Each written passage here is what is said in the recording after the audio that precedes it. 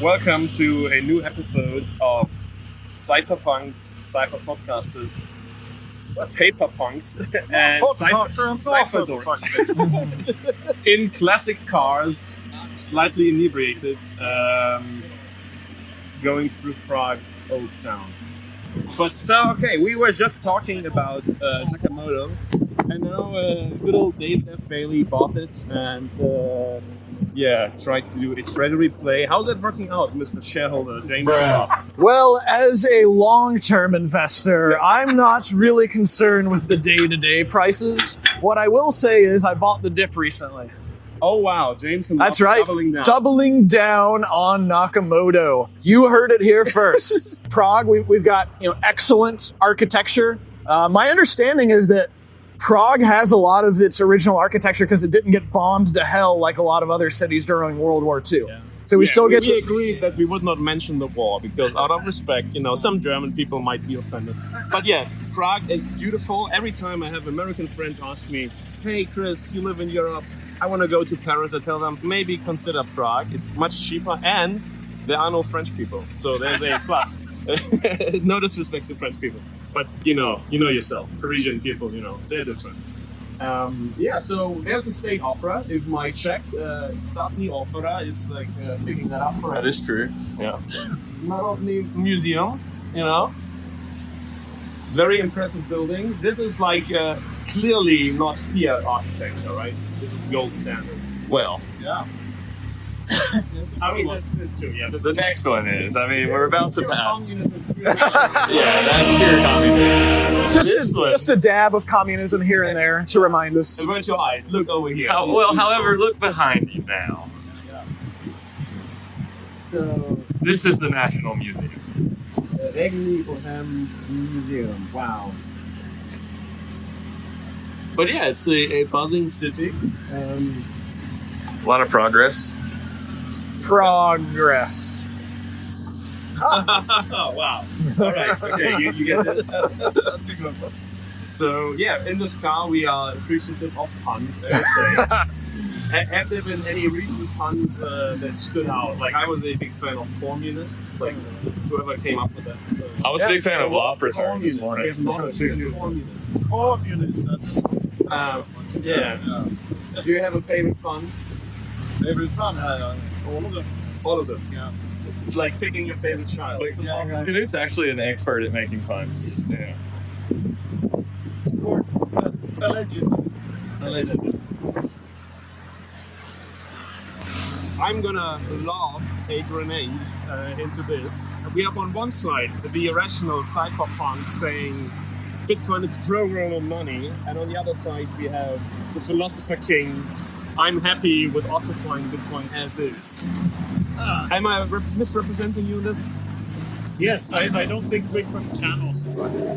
Okay, but you would say we should not scale into PitchVM layers. That is where you draw the line, the fictitious line where you say no shitcoining. I would say I'm not against improving Bitcoin in general, but I think we should tread carefully and do it as slow and securely as possible.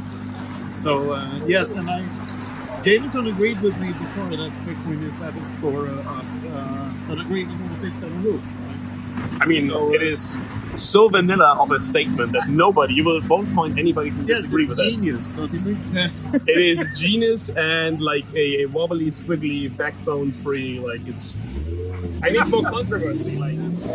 To nail you down, I need more than to say, we agreed upon some rules. Well, I really, really hate how a lot of discussions tend to devolve into strained metaphors. And so I especially hate talking about the American Constitution and all of that. But there are some interesting parallels. So in America, you could say that we all agree on the Constitution, but in the several centuries since then, there's been so much more of the ambiguity that people are trying to suss out. Like, what are the loopholes? How is the Constitution actually supposed to be interpreted? And that's kind of a similar thing that's going on with Bitcoin and the protocol. Like, what does the protocol actually allow? What can you do with it? And it's funny that they were like marrying their cousins and had slaves. So like, not all of those things are great. Yeah. And there's a longer version of the agreement of big set of rules. All right. To not make it too, jellyfishy and wobbly. And that is the reason we agree on this set of rules rather than other rules is because it allows for resistance to replicability, which is a side effect of that is the 21 million coin cap, like the finite supply, which is the very thing that makes Bitcoin a little bit measurable, like nothing that we need. So this is recorded on, I don't have the date on my watch, whatever It's date. 22nd of October, I believe. The 21st. 21st. Of course, the Okay. 21st. Further Safe 7 reveal on the 21st, which date. And this is like a couple of days, weeks after the release of Bitcoin Core version 30, which Jameson and we are running. Is it malware? I wouldn't call it malware, no. Okay. Is it the imminent death of Bitcoin? I wouldn't call it that either. Is it opening the floodgates for illegal content on Bitcoin? Maybe. Maybe.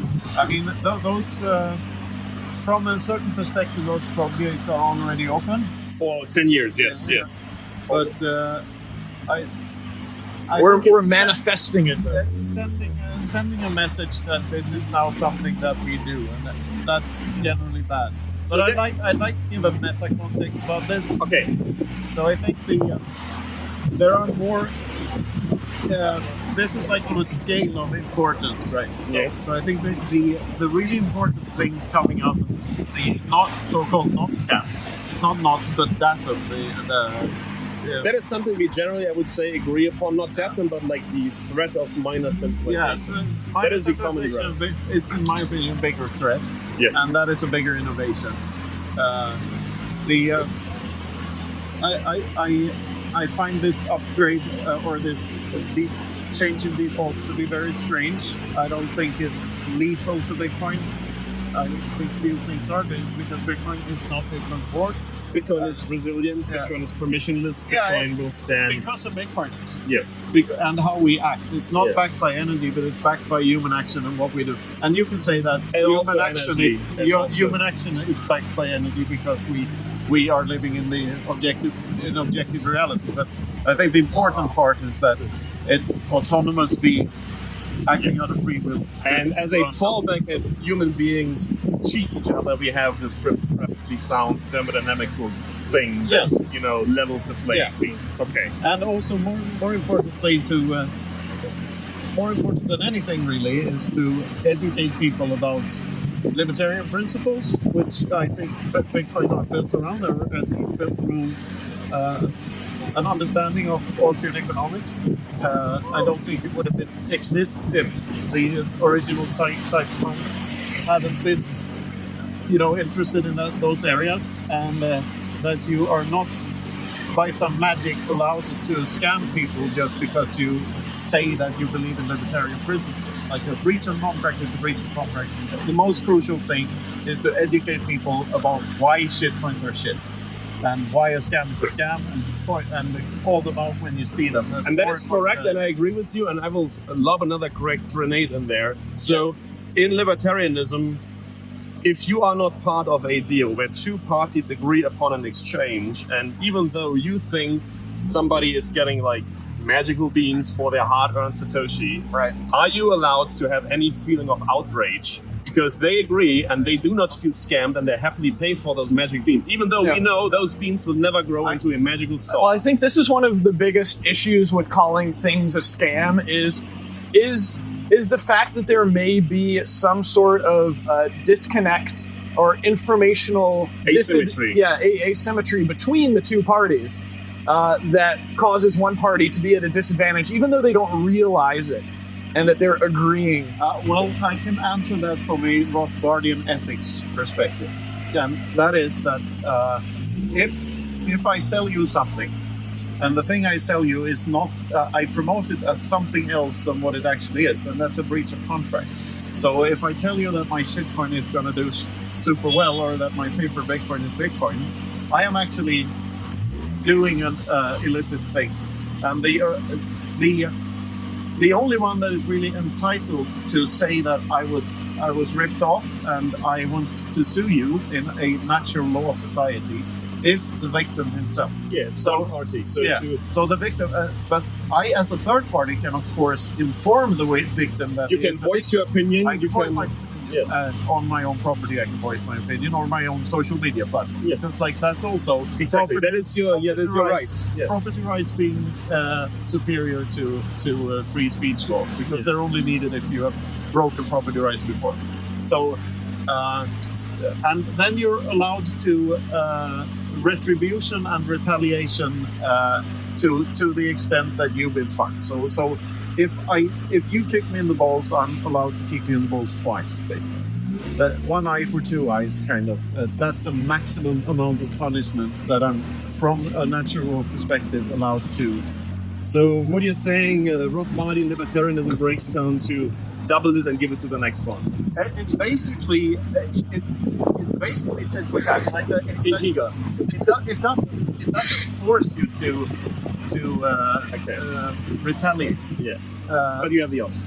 But you have the option, and no one can really claim that you did something wrong if you I do wonder, though, because under Rothbardian libertarianism, if I recall correctly, you're allowed to let your children starve to death because you're not obligated to provide for them. It's not allowed. It's, as you say, you're not obligated to provide. Yeah, who's gonna who would be right? Who would it be rightful for to interfere with that? You know, I think that one of the interesting, especially like social dynamic aspects of all of this is that in the early days, there was a very clear-cut distinction between the Bitcoiners and the shitcoiners, right? Shitcoiners had their own separate networks. They forked off and did their own thing. But now the shitcoiners are inside of Bitcoin. And so the big question becomes, are the Bitcoiners able to push the shitcoiners out because they don't like them? I agree. And I think that the anti-shitcoiners are at an extreme disadvantage here because of the censorship-resistant aspects of the network. But we were at a disadvantage in 2017 also. Like, it took a... What was your lesson from the 2017 block size awards? What is the lesson there for you? That's when I was properly orange-pilled and when my belief in that Bitcoin could actually work was cemented. And the reason is that all the money was one thing, that the users wanted another thing. So my take on the block size wars, we learned that not miners control the network, but nodes do. Yes. And now in this filter debate, we realize nodes do not control what gets into a block, but miners do. There is this Mexican standoff between developers, nodes, and miners, and this perfect balance keeps Bitcoin resilient. That is my take. At least it's not a Hexican standoff, which is the shitcoiner term. Yeah. Is Richard Haas still not in jail? He's not in jail. Not in jail. Unfortunately. I think he's still got that red notice out on him. Wow. Well, so if you just walk there, I mean, you'll get the best view of the city. Great. All right. All right. You gonna go for a short walk? Sure. All right. Sure. I think there's fundamental problems with the web of trust if it's Sybil attackable. It depends on how easy or hard it is to create identities. Because you have your own social graph in your address book in your phone. How is that Sybil attackable?